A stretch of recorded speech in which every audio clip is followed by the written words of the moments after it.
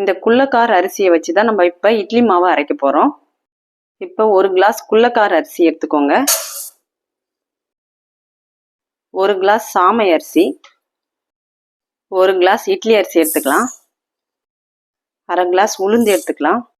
1 spoon வெந்தயம். இப்போ இதை வாஷ் பண்ணி எடுத்துக்கோங்க. இப்போ அரிசியை ஊற வச்சாச்சு. 3 மணி நேரம் கழிச்சு பார்க்கலாம்.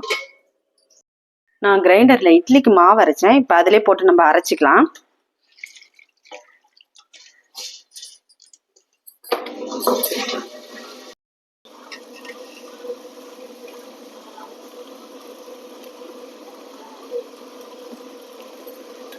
இப்போ மாவு நல்லா உப்பு போட்டு கலந்தாச்சு.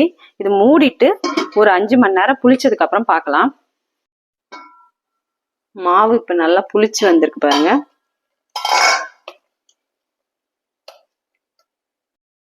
இப்போ நம்ம தோசை ஊற்றிக்கலாம்.